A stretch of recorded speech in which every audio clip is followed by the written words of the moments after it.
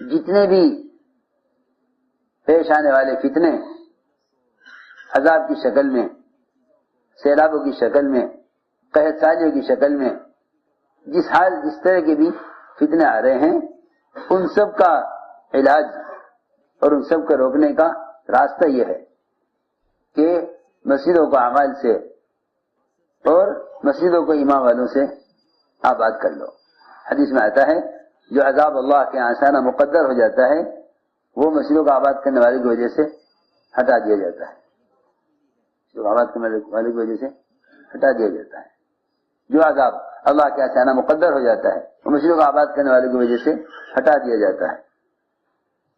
اس لیے حضور اکرم صلی اللہ علیہ وسلم نئے آنے والوں کو مسجد کے ماحول میں رکھتے تھے۔ وقت ثقیف کو آپ نے مسجد میں رکھا۔ حضرت طفیل بن عامر دوسی رضی اللہ عنہ مسجد سے باہر کیفیت یہ تھی کہ آپ کی بات کے سننے سے کان بند کیے ہوئے تھے۔ مسجد میں داخل ہوئے تو دل میں خیال آیا ان کی بات سننی چاہیے۔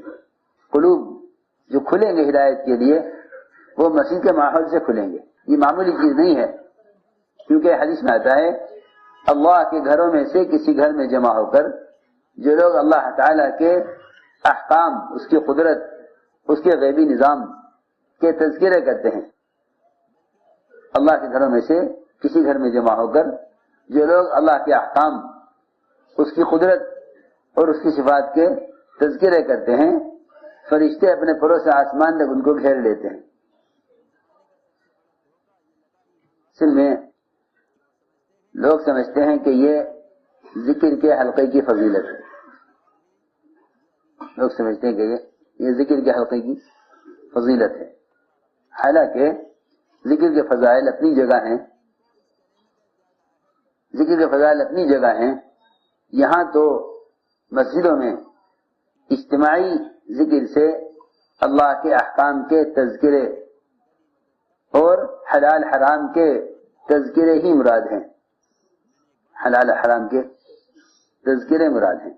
لوگوں کو گشت کر کے مسجد کے ماحول میں جمع کر کے یہاں دین کی بات کرنا، یہ ہے ان باتوں کو دلوں میں اتارنے اور دلوں کو متاثر کرنے کی جگہ۔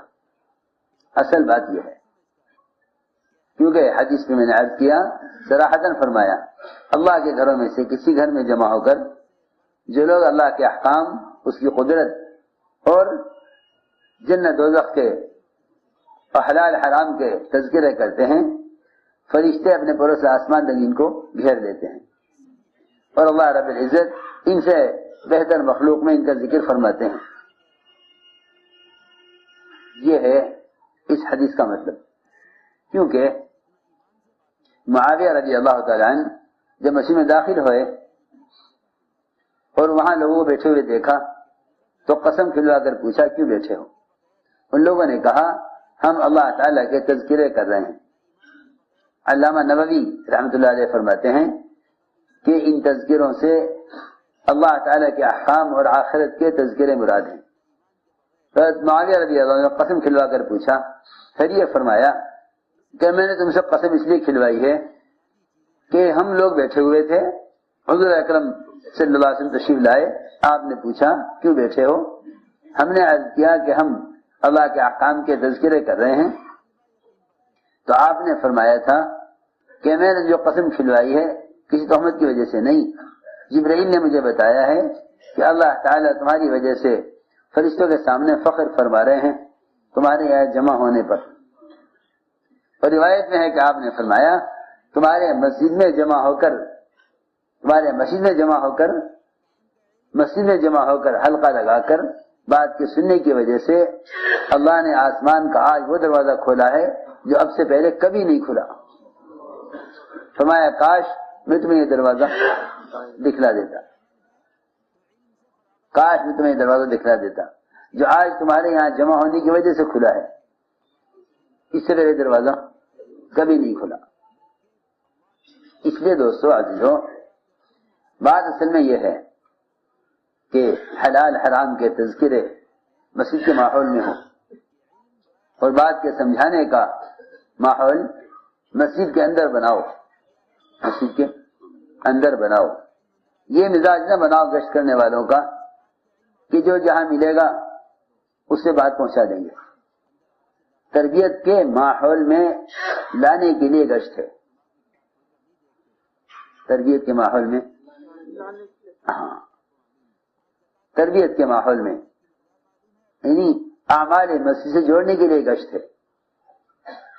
ہر گشت کرنے والا یہ عزم لے کر نکلے کہ میں اللہ کے بندوں کو اللہ کے گھر میں لانے کے لیے جا رہا ہوں. ہر گشت کرنے والا یہ عزم لے کر نکلے کہ میں اللہ کے بندوں کو اللہ کے گھر میں لانے کے لیے جا رہا ہوں. ہر گشت کرنے والا یہ عزم کرے. ہر گشت کرنے والا یہ عزم کرے. بے شک ملاقات کا تقاضا ملے گا مشورے سے، فلاں گھر پہ، فلاں بازار میں. تو سب سے مقدم اور اہم بازاری ماحول کو مسجد کے ماحول میں منتقل کرنے کے لیے گشت کرنا ہے. بازاری ماحول جو بنا ہوا ہے عوام الناس کا، ان عوام کو گشت کے ذریعے مسجد کے ماحول میں منتقل کرنا، یہ گشت کا سب سے اہم تقاضا ہے.